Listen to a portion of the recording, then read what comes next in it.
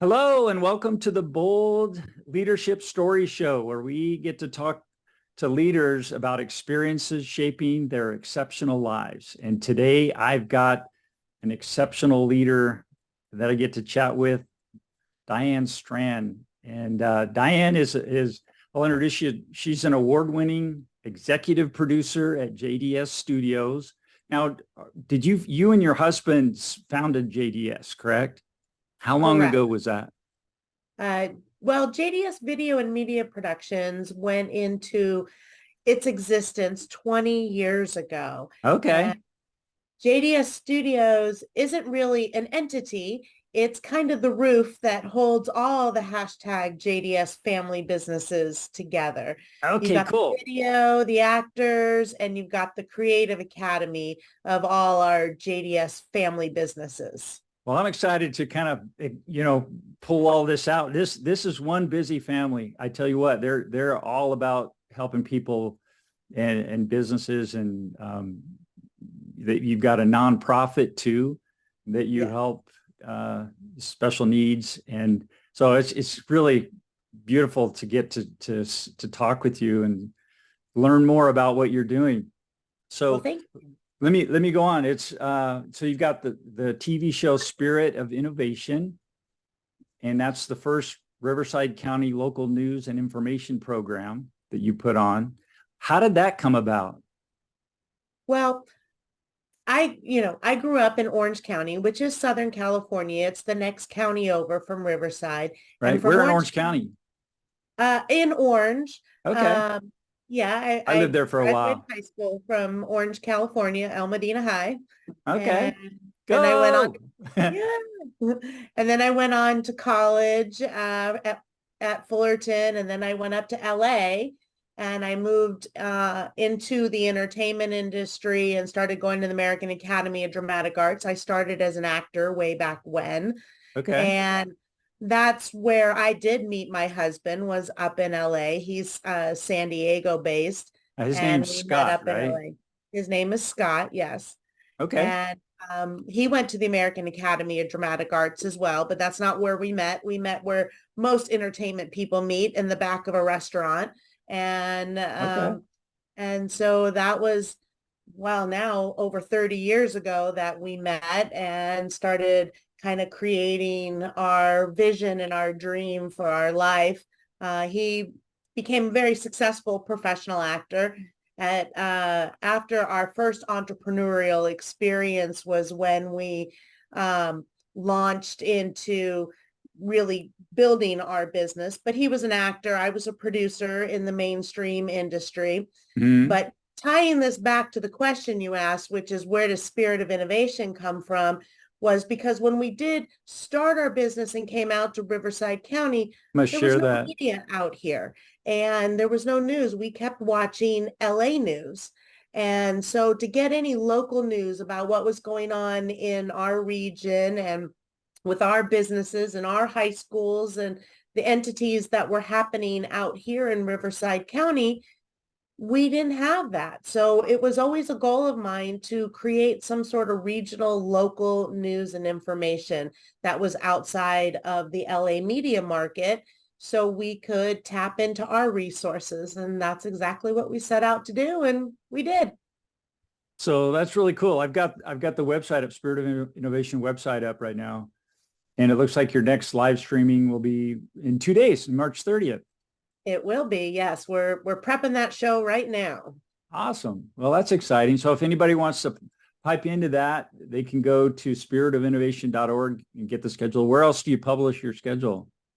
Well, it's also on YouTube, so we stream live on YouTube. If you Okay. are local to Riverside County, it does play out through the county on broadcast TV on Temecula, Marietta, and Rivco TV. But Mm-hmm. it's YouTube, the website, and then, of course, every social media platform you can find. There's a Spirit of Innovation page, and the show streams there as well as the individual segments. After the show airs as a whole show, we break it apart, and each of the stories that we cover in each episode become their own segments that live on for years and years. So you have a nonprofit as well, right? Correct. So what is what is your nonprofit about? So the nonprofit is JDS Creative Academy, and the mission of the nonprofit is all about the arts, visual performing and digital arts. And it's providing access to the arts, not only access to the arts so you can participate in them, but access to the arts, which is bringing that intersection together between arts and economics, showing that it is a viable pathway and career pathway for people, as well as the nonprofit itself has a job training program for adults with developmental disabilities to help them live their life of passion in the arts and learn the skills. They might not be able to go to school to learn those skills because they learn differently. They're much more hands-on learners than book learners. Okay. So we give them the hands-on training so they can learn how to run camera, lights, sound, perform, as well as report, as well as then go into the post-production side and edit. Do you ever pull them in to help with like the Spirit of Innovation show? Every month. Wow, that's cool. That's they so are cool. the crew that really run the show. From they write some of the stories to they from research to writing to doing the production, doing the editing. So they are very, very much involved. And then we have a spin-off show of Spirit of Innovation, which is called SOI Update, which is a micro version of the show that runs weekly. And that is 100% all the training participants show. They come up with all the stories for it. They do the weather, the traffic, they create the graphics. That streams 100% live out to the public. Out on YouTube as well? Yeah. Yeah. Oh, that's so great. It's getting people involved in doing you're really synergizing all of these wonderful assets and or resources that for the community. So good on you. So good on you and Scott and your whole team. So you're also a best-selling author and entrepreneur on entrepreneurship and breaking into the industry as an actor. And I've got one of your books here. How many books have you written? Well, I'm in the process of 3 at the moment, but that is the first full book that Scott and I have written. It did become a bestseller, so we're super excited about that. Yeah. I was in another book. I created a chapter in a business book. And so I wrote a chapter in another book, but I'm currently writing my next book, which is called The Creativepreneur. But show business is all about breaking into the industry as an actor. One of those JDS businesses is JDS Studio, which is a division of JDS Video and Media Productions, because I started in this industry as an actor. Scott was a professional, well-trained, working actor in the industry for years and years. And so we wanted to create a way for those who wanted to break into the industry out here in Riverside County. We're about 70 miles south of LA. Mm-hmm. And so we have launched well over 100 careers. And we have a workshop called the Industry Showcase, where we give the actors all the information they need to know about breaking into the industry, prep them, and then bring in the agents and managers so they can hopefully start getting some representation. And so we basically took that workshop and we wrote a book out of it. And so the book, as far as I know, has actually already launched 3 careers all on its own. So that is super exciting that people are just reading our book and they are finding their way into the entertainment industry. So it works. And I'm really proud. One of our biggest is just finishing a contract role on the show 911. We have actors who have been on Super Bowl commercials and lots of contract roles. So it was a real privilege to be able to help them live their dream. That's cool. And you're coming from a position of strength with that, that you've been on A-list shows like General Hospital and Friends. Friends was a great show. Veronica's Closet and then you've also, wow, you built a high def control room at Staples Center. Tell us about that? Well, I'm a techie what guy, so I'm happened? like, get all excited about that. Well, Scott and I were up in LA for 15, 20 years.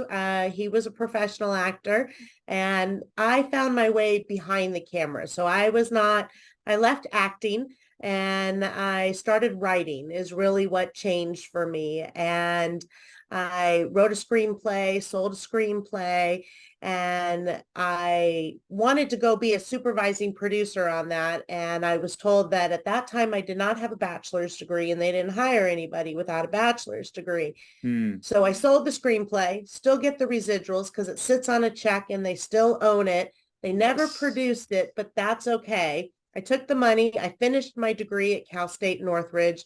And then I came out of there and then I started working on shows like Friends and General Hospital and building the high def control room at Staples Center, which is where all the Lakers, the Kings, Yeah. and the Avengers, we were streaming all of the live broadcast over to Japan, actually. And this was back in the early 2000s when internet streaming was just coming online and Yeah, it was everything brand was new. starting. And so the company I worked for had the contract at Staples Center. We helped them facilitate all the building of the control room. And then we did all the pay-per-view things that went through there with HBO, like the Oscar de la Hoya, the Eric Clapton concert, the DNC, the Grammys. So everything that then had a broadcast presence as well as a streaming presence, our company got brought in to kind of manage that for Staples Center. Fantastic. And what part did you play in that? I was a producer, so I was involved with making sure everything had to work like it could, making sure the crews were doing what the crews needed to do, making sure that we were collaborating because it was always a cross collaboration. So you had our company, you had Staples Center, and then you had like HBO, or you had pay-per-view, or you had the Oscar de la Hoya camp, or so I was really the liaison, bringing them all together and then making sure each of the productions went off, that all the crews had the equipment that they need, and then that everything made it into Prost, and then I would help with the distribution aspect. Wow. That's big time. That's like, top of the line. No pressure. Just a little. You said, yeah, just a little. Just a little. Oh, that's fantastic. And then you've been, let's see, the last 17 years, you've been a successful entrepreneur of your own, building all these wonderful resources and entities, TV shows, building up the developmental aspect of your nonprofit, and yeah, just getting all that going. And you created some really nice momentum. I saw. Did you just win an award recently? Well, I just handed off an award actually Okay. because 2021, our nonprofit was named Nonprofit of the Year by the Temecula Valley Chamber of Commerce. Uh-huh. And this past weekend, Congratulations. thank you. I got to hand that honor to the 2022 recipient. So And who I is got to that? be a presenter. The new recipient is Oak Grove Center, which is another wonderful nonprofit here in our region that we collaborate and work with a lot and do a lot of Okay. stories on them. And so it's always nice when you get to hand it off to someone that you know and respect. And so that was a Sure. great honor. And it's an honor to even, I'll still hold the title forever for 2021. And I Well, would assume I'm sure as you've soon earned as it. the opportunity opens up that I can throw my hat back in the ring, I'll go back out for it again. Yeah, and the fruits of you taking that leadership role, looks like you've launched over 100 video and acting careers. Yes. And you mentioned some of those. Yeah, well, the actors, we've launched through the Actor Studio, but one of the greatest gifts that has come out of our acting classes is that the actors, when they get to know each other in the classes, they all collaborate together. They see a little bit of what Scott and I have done, how we've created a production company and how we build things and make it go. So they have, bonded together and been able to come together to create their own production companies. So there's a group of actors that were in our adult acting class going back probably 4 or 5 years ago. And we got them agents, they were starting to work, but they were also collaborating on the side and doing their own writing and own production. And now they've developed their own production company. One of their films is going to Cannes Film Festival. They Wow. participate in the 48-hour film festival all the time. Very good. We film festival. They've participated in our film festival. Our festival is DigiFest Temecula, which is our 3-day digital media festival that we have. So, we just have a lot going on, and we're here to help those who are emerging into the industry reach their goals, as well as those who are already in the industry reach higher goals. Excellent. Okay. So you guys have been doing this for 20 years at least. Since so you're well established. Yeah. And so I love what you put here in your media bio, that the last sentence is, she sets out to provide H.O.P.E. which Diane defines as what? Help one person every day. That's and beautiful.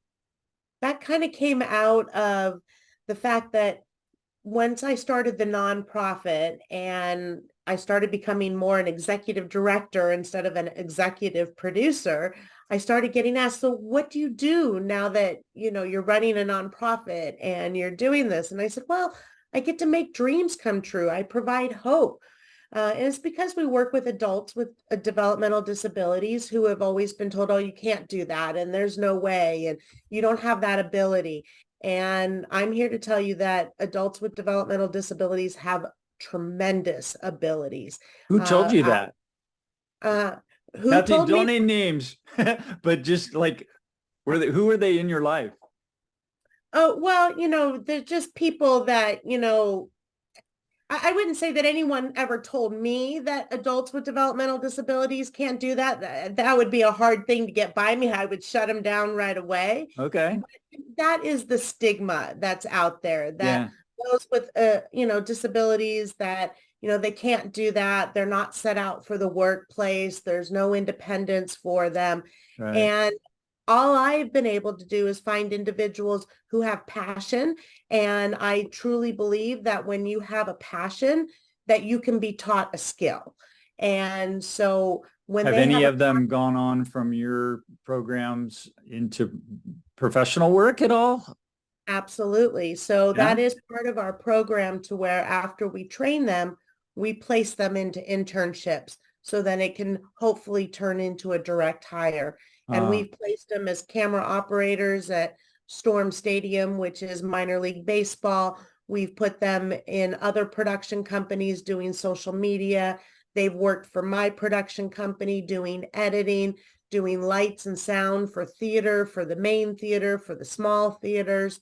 We have a new one who's going to be starting doing some social media for Animal Friends of the Valley. And that's the power of the arts. The arts touches every business and every industry.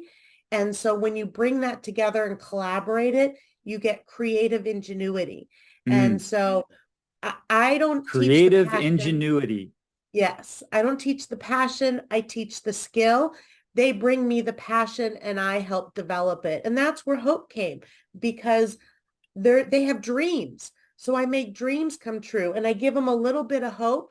And that's helping one person every day. I hope I can help more than one, but I can set out to help one every day. And whether that's someone in my program, that's someone online, that's someone in my own family or house, or my employees, or any of those, if you lead with passion and purpose and you're giving value, then it comes back tenfold. what keeps you going? What keeps Diane moving along like at such a pace? You've got to have so many irons in the fire and things happening to keep all of these, 3 books going. You've got what, 4 or 5 serious entities with production going. I've done a teeny bit of production. There's a lot of little knobs to turn and things to do, and to get all that done in an organized way so that it comes off perfect as you're putting a product out and doing them live it's like, no pressure, no worries, wrong. It's very difficult to do. How do you keep all that together? What motivates you to want to keep that going? Well, I don't do it alone, and I couldn't do it alone. I have what's called the hashtag JDS family behind me. I have a Okay. team. I have a staff, I'm not here by myself. So, it's myself and my husband. Plus, for the nonprofit, we have a board of directors. I have 13 staff members who work for the nonprofit. But my why, it starts with JDS. JDS is the initials of all 3 of my children. Ah. And so they're my why. That's why I do things. That's why I became an entrepreneur. Was the day I came home from reality television back in 2003, and my oldest son, who's 23 now, was 3 at the time, and I missed dinner and bath time one more time again, and it was very frustrating. And my husband was an actor, and it felt like the baby was going between, nannies and Mm. handoffs. And that was not how we wanted to raise our child. And so we kicked off into the entrepreneurial world and started our production company that you're looking at right there, JDS Video and Media Productions. And we left the LA area, came down to North County, San Diego originally, because that's where my husband's from. And we figured we had family there, that if we couldn't be with our son at that time, that we would at least have him with family. Mm-hmm. And after son 1 came son 2, then daughter 3, and they're all JDS. And so that's my why.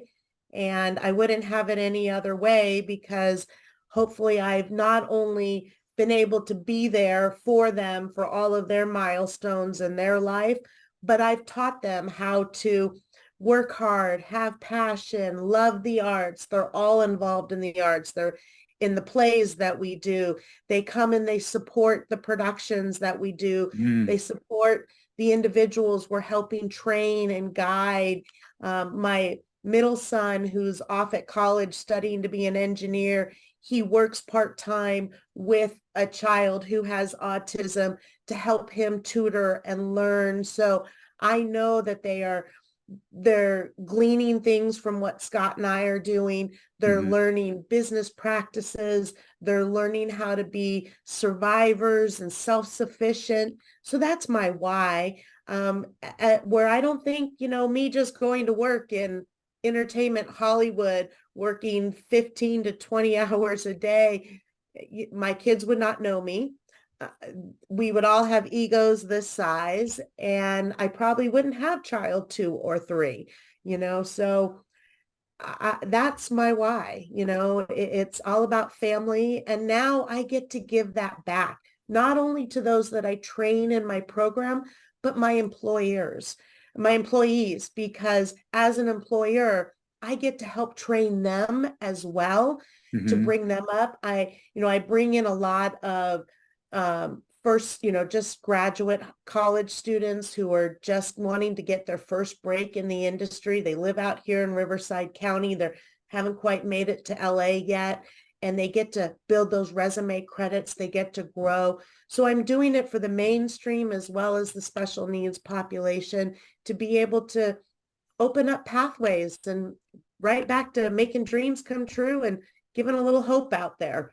And that Awesome. helps at least one person every day. Oh, that's beautiful. I love that. So I'm thinking that with the success that you've had, you could pretty much move wherever you wanted to. Well, I Why do don't you know about stay that. I'd here in have to build it Temecula all Valley? over again. But I am trying to make that happen because I have a campaign. It's called Arts Across California, Arts Across America. Hmm. So we are taking what we have done and we want to show others how to do that. So if they want to create a creative academy in their area, whether they want to just do that to bring the arts and teach acting classes or fashion design or musical theater, I can give them the curriculum to teach the mainstream. If they would like to create a nonprofit and they want to work with developmentally disabilities, I can give them a curriculum to make a Title 17 job training program. I can show someone how to open a nonprofit, how to create and how to build. And that's where we're going with this. So maybe I can one day think about retiring or one day think about traveling or those kinds of things. So it can live on, I guess I'm at the legacy stage, so it can kind of start to live on after me. Yeah, that's beautiful. Yeah, it's building that legacy. You've put yourself into a beautiful position to be able to pass on your your knowledge and your skills and your success. Thank you. And yeah, that's I can't imagine a better thing, really. So and you blessed us here in Temecula Valley with all of that. What a gift. Oh, thank you very much. Yeah, well, I mean that. It's great. So I wanted to talk about your YouTube channel. You have you have a YouTube channel, and what do you use that for? Well, I have two YouTube channels. Okay, So, I found one of them. I'm gonna pull one of them up. So you have two YouTube channels. Tell us about those. well, this is JDS Video and Media Productions. This is our YouTube channel that's tied to our production company. So if Okay. you go here, you'll find a lot of videos that we've made for clients. These are client videos, the ones that Okay. I'm able to publicly share and show, as well as different speaking videos and things that have to do with our business. So that's what you'll find a lot of. These are independent videos that we've made for clients and TV shows we've worked on and different things that we've done. The Okay. other YouTube channel is the Spirit of Innovation YouTube channel, which is all about the TV show, which has all of the shows as well as the segments that we've done. Oh, you can find the Rolls Royce plane. You gotta scroll down Yeah, a little that bit. looks like fun. I don't know Yeah. why that came up. Maybe that's what they Well, because call they it. call it the Spirit of Innovation too. Of course, we named our show before they named theirs. I think you have to do Spirit of Innovation News because there you go. That's Is this it here? there I am. But yes, so Spirit of Innovation, I think that's going to start playing a show for you, an episode. Okay. That's the YouTube page. So that will give you all the different episodes of Spirit of Innovation going back all the way to 2018, as well as all the individual segments that have aired on the show. And then it's also combined in there with all of our marketing and advertising for DigiFest Temecula. Uh-huh.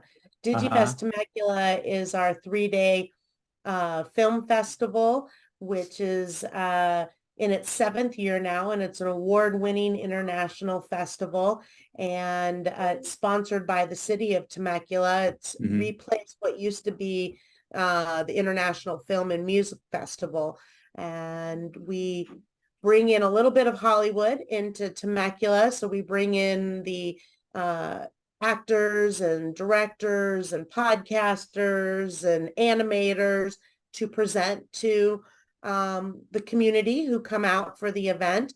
And it's really for students, amateurs, and professionals, whether you are emerging into the industry or you're already established, so you can network and grow, as well as collaborate. We give awards, so you can get laurels and awards and win nice prizes.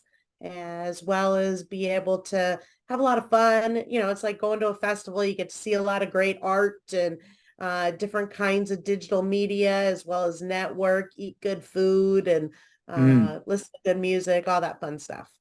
Ah, so sweet. And when do you hold that usually?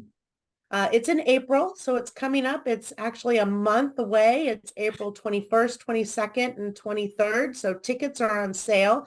You want to go to digifesttemecula.org to be able to get those tickets. But you can follow us on all our social media as well.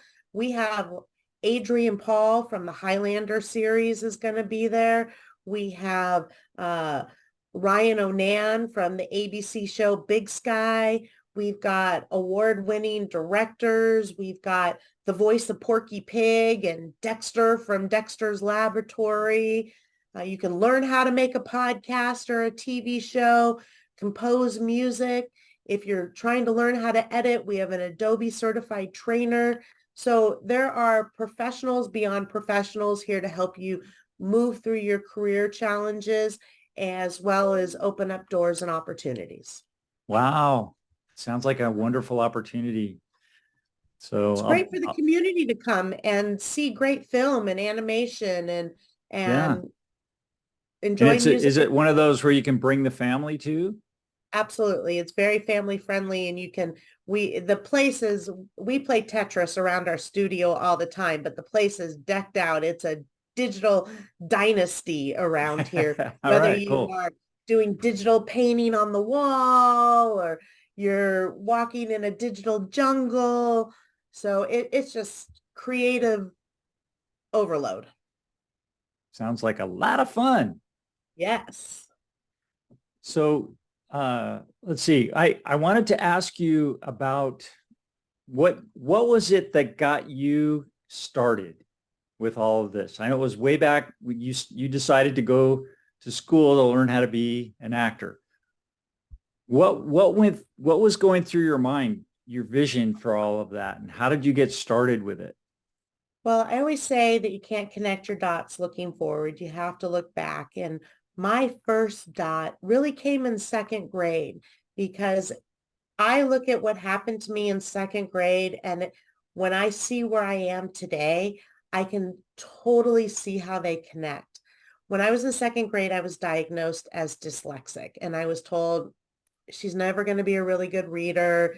She's not going to amount to much. And I remember sitting in that office, them telling my parents that and saying, you know, she's dyslexic. She can't tell her B's from her D's or her fours from her fives. And I just sat there and went, wait, no, that's not me. I want to be. And at that time I said, no, I want to be Betsy Ross in the school play. And they said, don't even bother to try.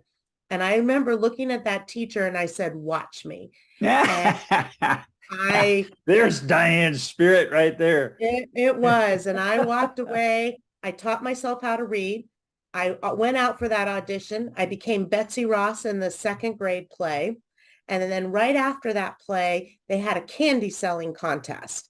Okay. And the winner of that candy selling contest for the whole school in elementary would win a 19-inch black and white TV.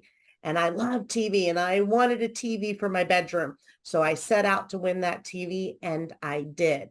And today I still work in television. So don't ever tell me I can't do something, because I'll prove you wrong. And as somebody with dyslexic, I now work with adults with developmental disabilities and learning disabilities. So nobody can tell anyone they can't do that. And I still work in TV, and those are my loves today. And it's all about the arts and how the arts can push you forward. When you have a passion, you keep going for it. It doesn't, you don't stop just because you hit a brick wall or you may have fallen or you stumbled. You get up and you keep trying. And that's what the arts has taught me, because it is very subjective. And so I just kept putting myself out there and would not listen to when someone said, oh, no, you can't do that. You know, there were many times that further on in my career where I was the only woman sitting in a room of all men in Warner Brothers or I Disney. bet. Yeah. And The back end of the TV world is very testosterone oriented. absolutely. But I was not afraid to speak up or put my opinions out there and move things forward. And that's what I try and teach people too, is how to stand on their own 2 feet, gain some confidence, stick fear into the back seat, and reach for your goals. Let your passion go. So it really did. It started in second grade. It held true. I was a child of the 70s and the early 80s. And, obviously school was not my thing back then, but Uh-huh. I knew I had to get good enough grades if I always wanted to be in the play. So it kept me not ditching school as much or not partying as much and doing what I needed to do so I could get the grades to be in the school play and be a part of that. It kept me focused. I knew, again, it sent me right back to college. I went to junior college, thought I had all the answers, set out, wrote a screenplay, wanted to go with it. No, you don't have a college degree. Don't tell me that. Went right back to school, finished my college degree. I just kept fighting for what I want.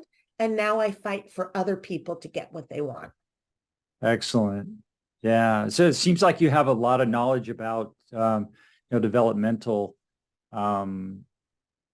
progress, helping Yeah. people who have developmental, issues to help them find a path. And Well, it wasn't something that I ever set out to do. It wasn't, it all kind of just fell into place. It wasn't like I had a big mission that was like, I'm going to save the world or save other people. I don't have it, thankfully, I don't have none of my children, they're all mainstream and healthy, but I'm fortunate. So I'm here to help those who aren't, just because I was told, yes, am I still dyslexic? I'm sure I am, but it's not something that plagues me today. mm, I was able to push through that. I still know, I got my glasses right here, so I know when I get tired, the words jump around the page and what I have to do to keep going and make that work. So I mm, help others find the tools to find what it is that can help them succeed. I have individuals that they don't have great dexterity. So I give them tools. It's like, okay, you can't use a pen and a paper. Let's get you a tape recorder so you can tell your story. And then we'll get it to ah, transcribe for you. okay. So I help people find the way to work through their challenge. So it just becomes a nothing burger. All right. Yeah. So you understand the learning methodologies. You've got auditory, kinetic, kinesthetic, and visual, right? Or what are the three? Well, you probably said that better than I did. I'm Okay, just so we got that. So, but hands-on. you like if that they're not good at writing, then maybe their auditory skills and listening skills are really good and they can remember things. I Absolutely. know some people that are like that they sleep in class and then they get A's in their, from it's because they're just listening and they're absorbing. But the school Mhm. system doesn't recognize that as appropriate, so they ding them. And Which is very sad. I know the traditional school, they only teach a specific way, yeah, and I think that it's really sad because they're they're blowing out all the beautiful visions that are on the outside because they're not in their, they're just not in that one pathway. right. But everyone has their own pathway. Everyone has a passion. Everyone has a special skill. It just has to be identified. It Hmm. just has to be nurtured. And then it just has to have a little bit of skill training to go with it to how they need to learn. And that's, I have, people with autism, they always say, the hardest thing with autistic people is that social connection. Mm, So we teach them how to find that social connection without always just, it's not all about the eye contact always. mm, It might be because that makes them uncomfortable. So they may say, I'm just going to hold your arm and then I'm going to look this way and we're going to have a great conversation because I'm going to squeeze your arm every time I'm sending you love. And if that person on the other side knows that that squeeze meant love, they don't need to see in their eyes. So it's just a different way of processing and a different way of learning. And that's what my husband and I really do is we set out to find how can we teach these individuals the best way so they can succeed to their best potential. Oh, so beautiful. It's amazing. It's sort of like, when I'm doing a live video and people like what you're saying, they'll give you a heart or a thumbs up or a love, and it's the same thing, right? Absolutely. It's that encouragement. We need that. Yeah, we do that back and forth. That's what makes Mhm. it, that's what makes us human, and that relationship builds that way. Yes. And everyone has their own way of connecting. Some do it through the eyes, some do it through touch, Mm, some may do through, you always see them on TV do this. Everybody has their way. You just have to learn what that person's way is. uh-huh. And, I've learned so many new ways. I've had to sit down and go, okay, how do I break through this barrier and come up with a new way to find that? Great question. I love questions like that for leadership too. Last question. It's gone by so quick. The I ask this pretty much of everybody. It's a question I'd love to just get your story if you have one. Um, what was, looking back on your whole career, what was the boldest decision that you had to make, and what were the consequences? Well, the boldest decision would be quitting my fat six-figure job in the entertainment industry to go off and be an entrepreneur with a 3-year-old child and selling our house and going from scratch. So that would be Okay, the boldest that's a bold move. decision. What drove you to go to that end to make that all happen? Well, they always say everything happens for a reason, Right. and the timing was just right in that. And I think I had mentioned it was one night coming home after several nights in a row of missing dinner and bath time and not being able to be there for our son that just went, this isn't working. We need to find something new. Yeah. And my husband said, what if you quit your job? We sold the house and we went off and became entrepreneurs and started our own production company. And I literally looked at him in a moment and I went, yes. And the very next day I put in my notice. I put in a month's notice, not a 2-week notice, but, Okay. so we could get the house ready. We sold the house and we never looked back. But, I make bold decisions every day, waking up one morning and saying, you know what, we're going to start a nonprofit. And everyone said, well, what do you know about nonprofits? I don't know anything about a nonprofit other than Hmm. they're charitable organizations that do good. I want to do good. So let's open a nonprofit and make it about the arts and accessible. Well, how do you do that? I don't know. I got a couple of my industry professional friends and said, come meet at my kitchen table. And by the end of it, we had a board of directors and we had our first bylaws and we were calling the IRS and asking for a nonprofit EIN number. And then we had a mound of paperwork we had to figure out how to fill out.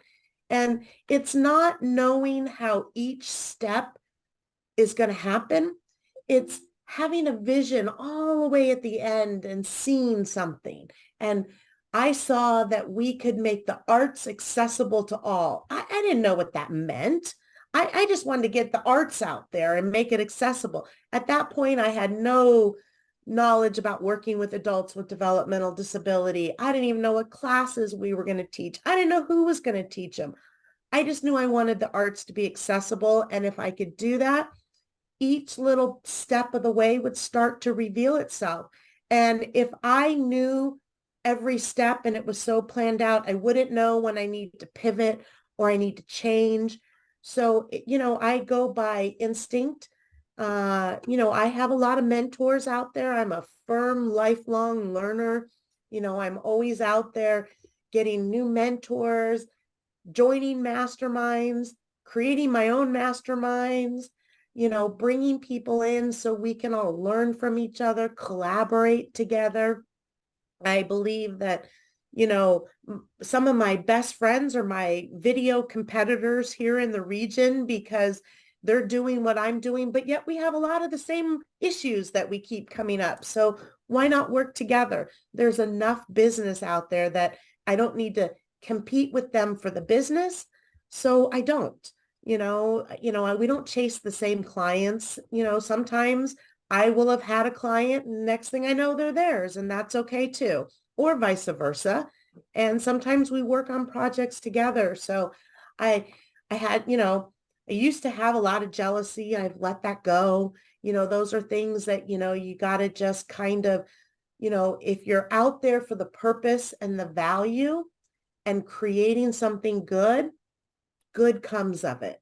Mm, And how materializes. And sometimes we have to start over or find a different way to go about it. And sometimes it may not have turned out exactly the way that we had envisioned it to turn out, but you either win or you learn. mm.